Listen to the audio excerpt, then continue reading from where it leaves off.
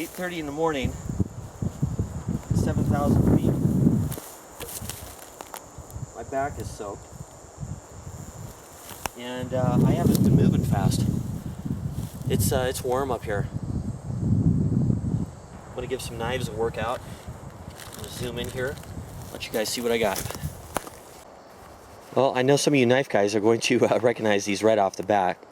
Up top, we've got the buck Hoodlum. In the center, the ESEE Junglas, and at the bottom there is a good old cold steel Trailmaster. The Magnificent 3, you know, some of the most popular large survival type knives out there in the market that are reasonably affordable and very popular. So I'm just going to start cutting away. I've had a little bit of chopping actually on all these knives, the Hoodlum, the Junglas, and different renditions of the Trailmaster. I've owned those for a long time. This one hasn't made a cut yet, so, and the others haven't made many cuts, so it should be pretty even. So there's no real goal in mind here. I can't make a fire. There's fire restrictions today, so I'm just going to cut over here and start cutting into the wood and see how it feels. Let's start with the lightest one first.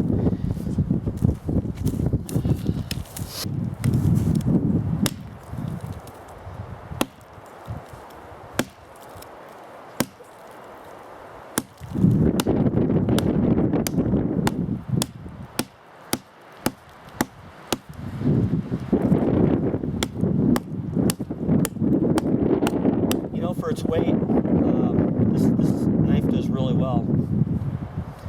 I have concerns about the notch here, which I don't like, but other than that, I do like the knife.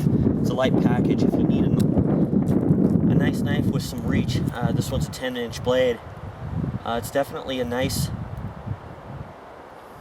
I don't know, let's call it a backpacker's model. If you have to carry a large knife, just because of the weight, I do like it. I do like that finger choil a lot as well. But I'm going to choke back underneath it here for hitting, for chopping. This actually reverberates a little bit, and I can feel it banging into my pinky and my third finger here. So when I'm hanging back on a knife like this edge right here is reverberating against this finger. I can tell that right off the bat there.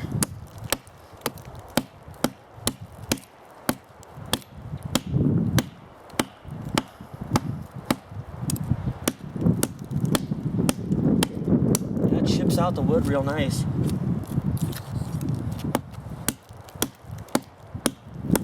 You know, it does well for its weight.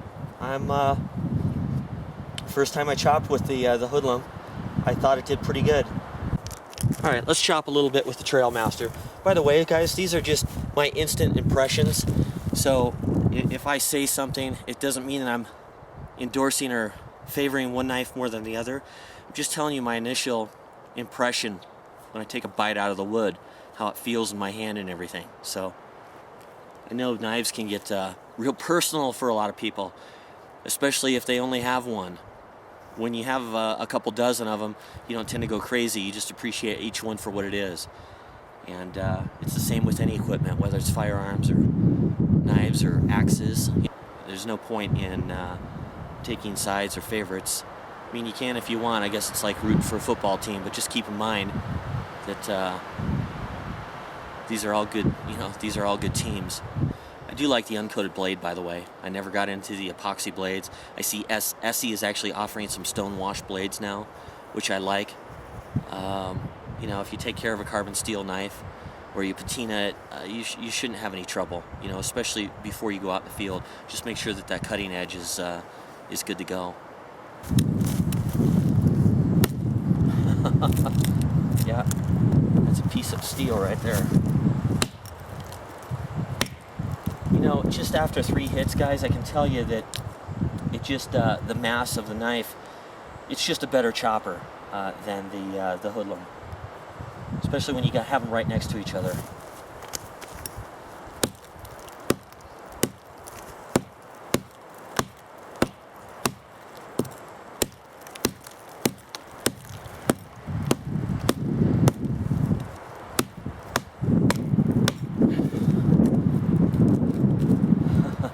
cold steel's a beast, man. Always has been. It's just it's got a lot of mass to it. It's a good knife. Chopping just seems fairly effortless. I can also hang off of the back on this knife like this, with that finger right kind of at the very end, right underneath the lanyard right there, or where the lanyard would be. And so I'm choking back on a knife like this, and it allows me to kind of flick the blade as I'm chopping, and the traction is incredible. There's no sliding, especially with the leather glove. I can really get that mass working for me out there.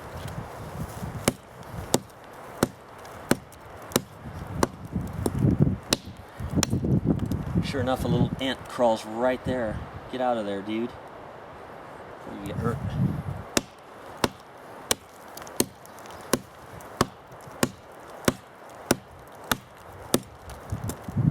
Yeah, that thing's a workhorse when it comes to chopping. We'll switch back to the Hoodlum here really quick.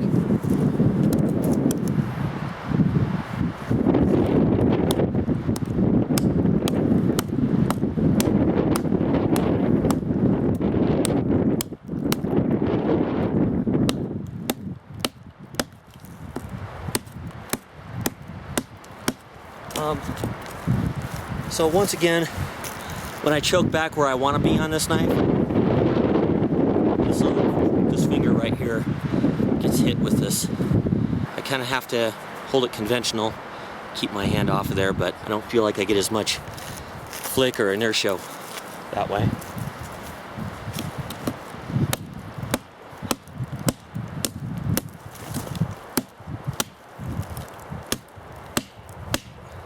Alright, back to the cold steel here.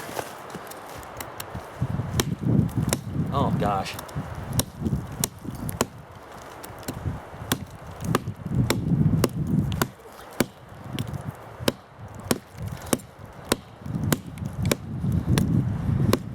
The cold steel, I can just feel sinking deeper into the media. It's the penetration into the wood is impressive.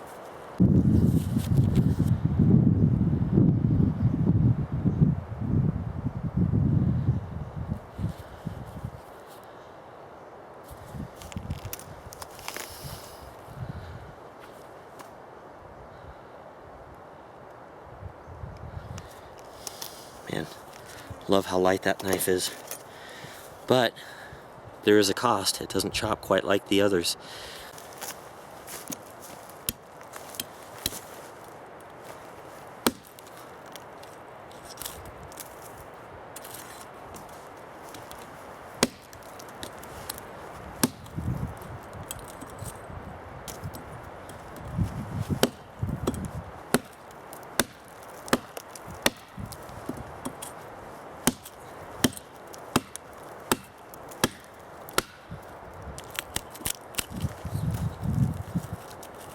Well, I can definitely feel the mass in this blade.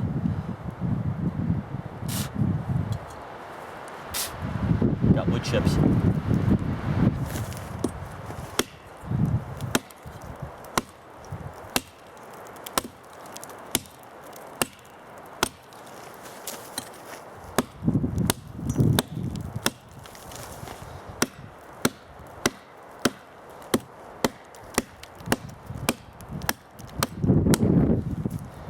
Alright, so I'm sort of hanging off the back here.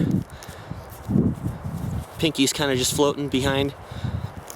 I'm trying to flick it a little bit like this. Just kind of a real natural flow. Not quite as comfortable as the cold steel, but I do have a lot of real estate on that handle. It's a big handle. I'll keep going here.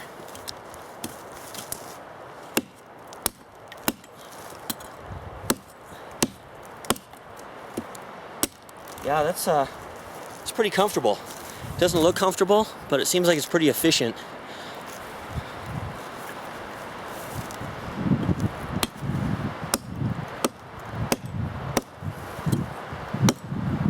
Alright, I'm going to hit the same spot with a Trailmaster.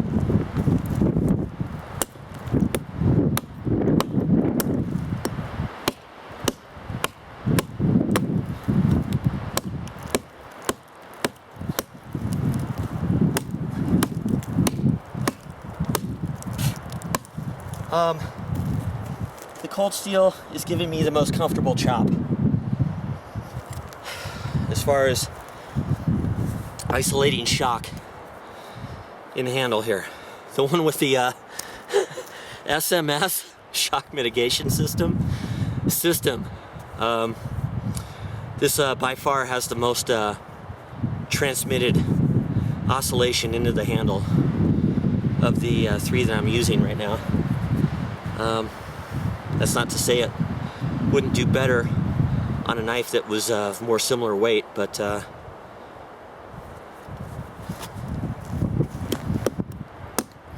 yeah, there's just more vibration in this handle, and I don't have to use it long to tell. 2 or 3 hits and you can tell right away.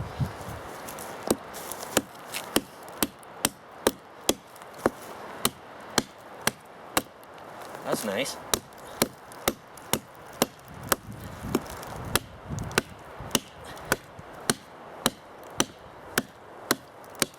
I started chopping in the same piece of wood here because the wood varies throughout its length.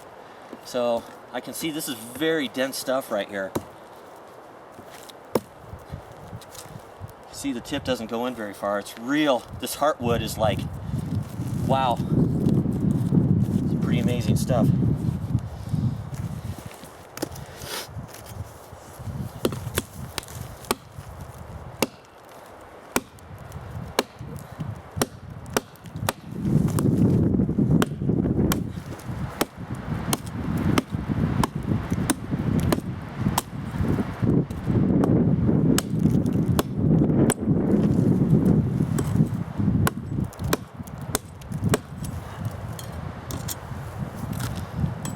Yeah, that knife is notably more comfortable than the Hoodlum, albeit at the cost of weight.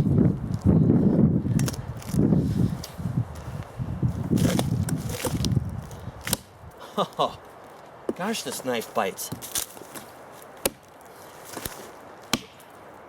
Yeah, I mean, it's just, this knife just really bites. I have to get the camera over here. Alright, I had to put the tripod up on the tree. The only stable spot leaves me a shadow right here from the camera, but anyhow, we'll just have to deal with it. So here's the Trailmaster. I don't know if you can see that from that angle. It just really penetrates. I'm just getting a lot of depth.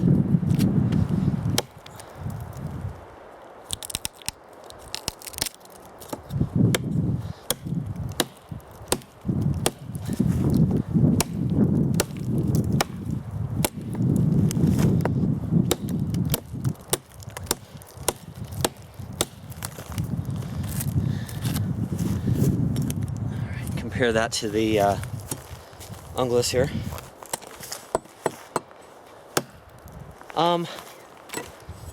I just don't get the bite that I do with the Trailmaster.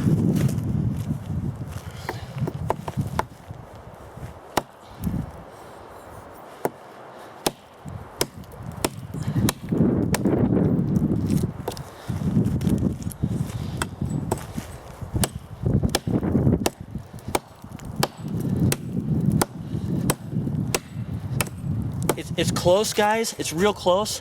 What I will say between the two, and this might be part of the difference, obviously the Trailmaster is a much thicker knife. You got 5/8 of an inch there versus was it 3/16 on this one.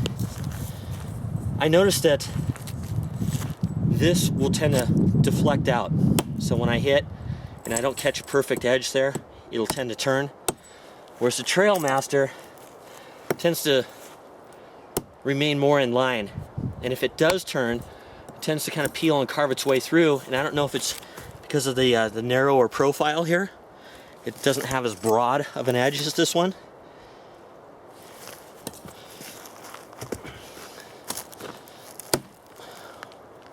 There's a nice sink there.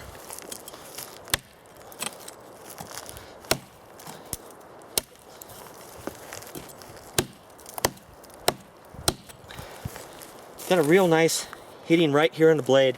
Tends to give a real good feel. If I get up here too much, I start feeling more vibration through the handle. Right in here is kind of the sweet spot as far as the harmonics of the knife go. If that's even a real thing, I guess it could be.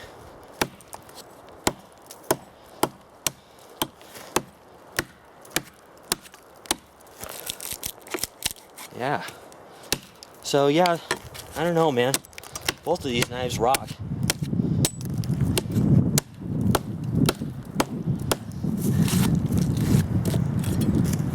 Back to the Trail Master here. Gosh, this thing just instantly. Yeah, I get very little vibration back through the handle, which is kind of cool. Part of that might just be this. You know, this is isn't going to last forever. The G10 or the Micarta is obviously going to be a lot more resilient over the years. My Recon, I should have brought that with. The Recon Scout, the handle's pretty worn on it. Gosh, that thing just bites. Big chips coming out.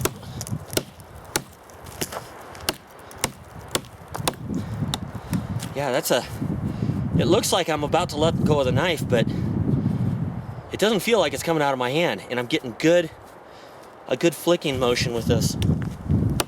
Gosh, that thing just rocks.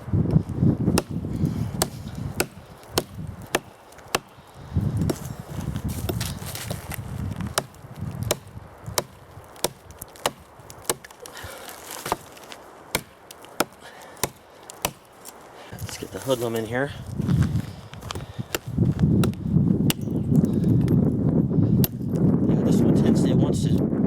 Instead of taking a bite, it kind of wants to head out of the wood, and that's, you know, I guess that's just the physics at work there. I don't have as much weight. It's the weight is more easily deflected. Could be partially due to the handle shape, but feels like a good handle, other than I can't really choke back on it like this. Otherwise that finger gets rattled pretty hard. Yeah, I just can't do it. Knife does awesome for its weight, though.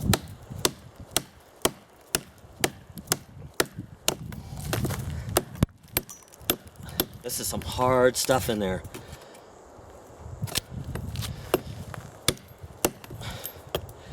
So I naturally want to grab the handle like this, but I can't.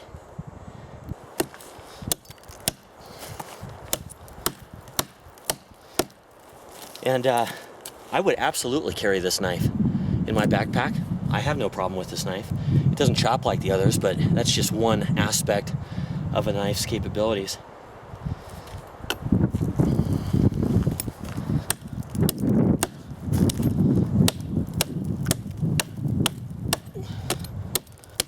Nice.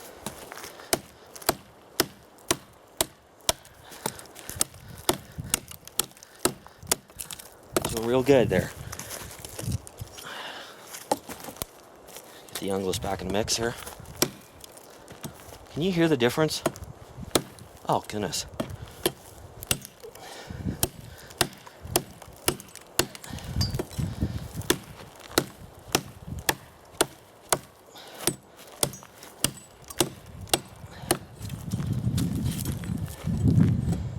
By the way, this is why I don't chop through stuff. I use a saw instead. It's just way too much energy. If you have to, you have to, but not my first choice. I was just thinking, I don't do a lot of knife reviews just because the audience is so ridiculous sometimes. That Tom Brown tracker was one of the first that I did, and I mean, you hear everything. You hear stuff like, yeah, you should be flicking your wrist. You're hitting it straight like this. Well, if you look in the still shots in the video, it's very clear that the knife's coming up like this, and that I'm swinging, and it's flicking through. I mean, so I don't know how I don't even know how to chop like this. I mean, it's not natural. So I don't understand what people claim. I mean, If you naturally swing something, it's just it's just the mechanics. It's going to have a certain flow to it. So yeah, I just think it's funny. By the way, I still own that Tom Brown tracker, and I've got a real keen edge put on it, a nice convex edge. I can tell you right now, it doesn't come close to these two knives for sure in chopping. And I'd like to put it up against this one. With as heavy as that knife is, it's just so broad. Most of the knife is slab-sided, and at the very bottom, where the grind is, it's ground in. It's more like the hatchet than it is a nice flat ground knife like this. So, yeah, no comparison. The Tom Brown tracker does not line up with these knives. And I still have it. I'll put it on video. I'll do a follow-up video on that knife.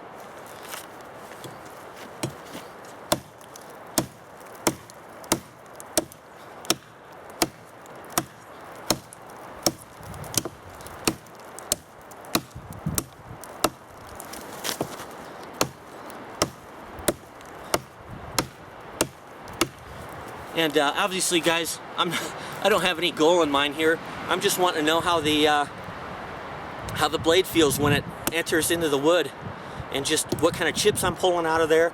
I'm just exploring. I'm just having fun. So I'm not worried about hitting perfect cuts or anything. I'm working the wood, and I'm just having fun with these. Oh gosh, look at that. This thing is just I just love what this knife does.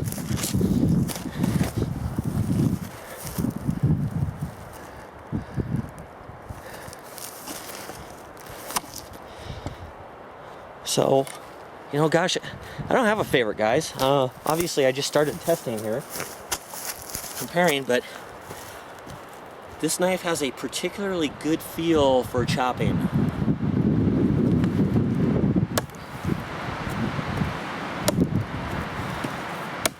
Look at that big old chip come out of there.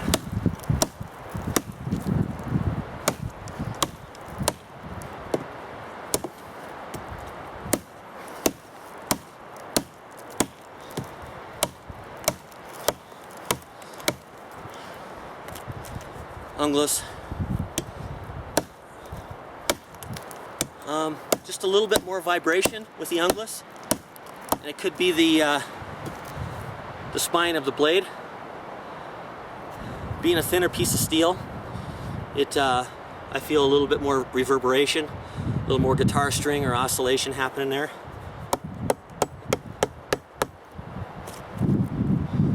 Oh, absolutely. You can hear the difference if the wind's not jacking it up. Hoodlum.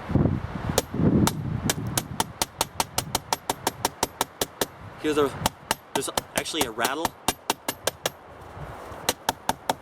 Maybe the grip screw isn't all the way tight.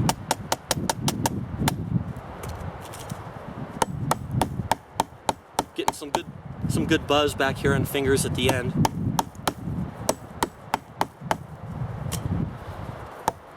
This thing's a slab of steel, very little vibration. And so, at least in that particular area, in the area of chopping, of the three, I'm ready to call it right now. I'm still going to chop and have some fun here, but that's my winner for chopping. I know that's going to piss some people off because the Junglas is a real machete, but I think the amount of vibration coming back into the hand, if the blade steel isn't oscillating or vibrating as it's cutting through the wood, I think it's less likely to bounce or reverb out of your cut channel. So if you hit and this is guitar stringing and it's oscillating as you're entering the wood or as it's taking a bite into the wood, I think it's more likely to spill out the side of your cut.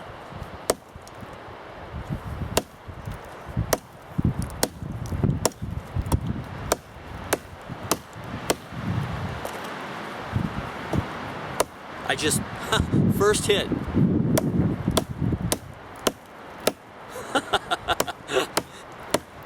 Yeah, the Trailmaster is a heck of a chopper.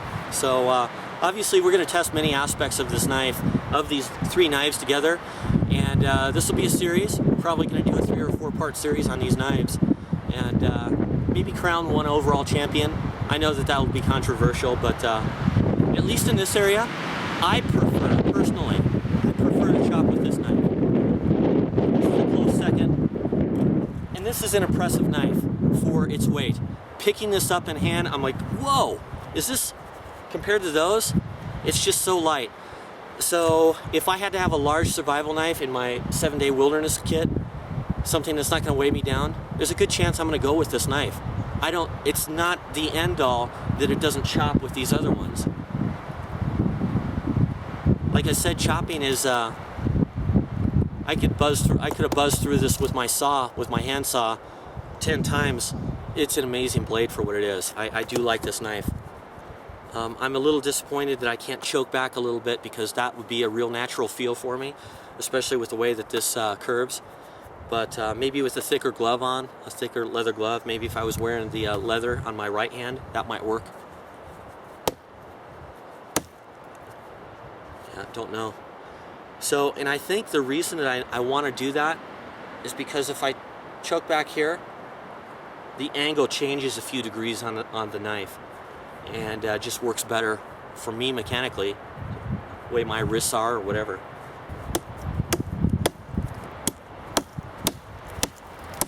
Yeah, this knife is real flickable. So when I'm chopping with this knife, it's more like I'm pecking away at the wood. It's a quick, light. The vibration's a little bit more than I'd like. Obviously, I respect the man, Ron Hood, but I suspect that the marketing team probably had more to do with SMS than Ron Hood himself. I don't know, though. I'm just speculating. I could be dead wrong.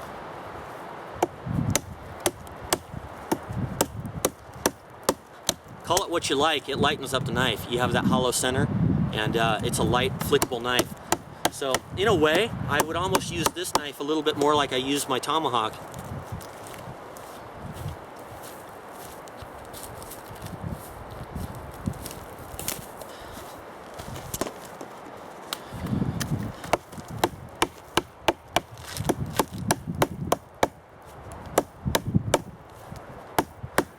So I would kind of use this like choked up a little bit like I would this knife.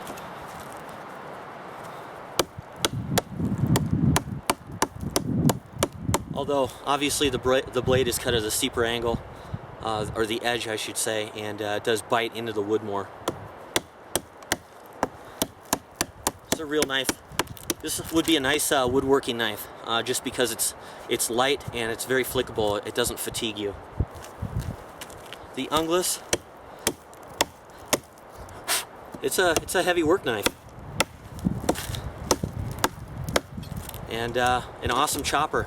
I just think that I prefer a little bit less vibration in the blade, which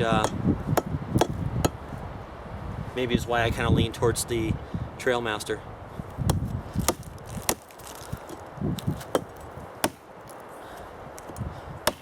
Yeah.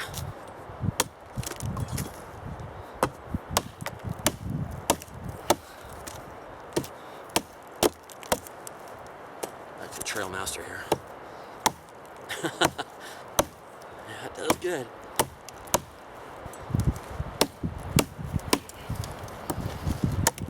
Holy smokes.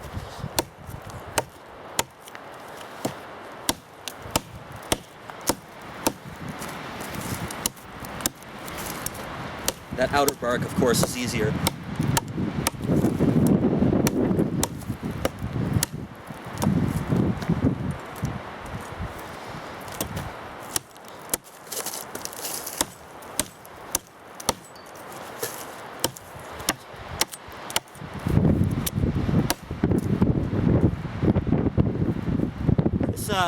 This knife, I can feel the mass.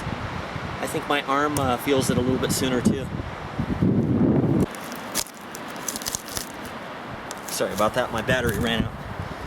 Alright, where was I?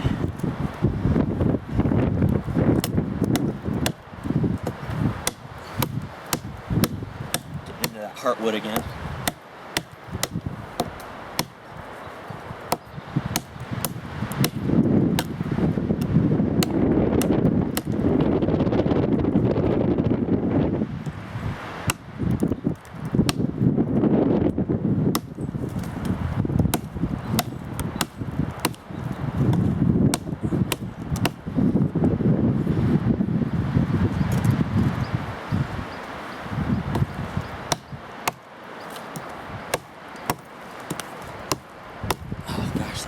solid.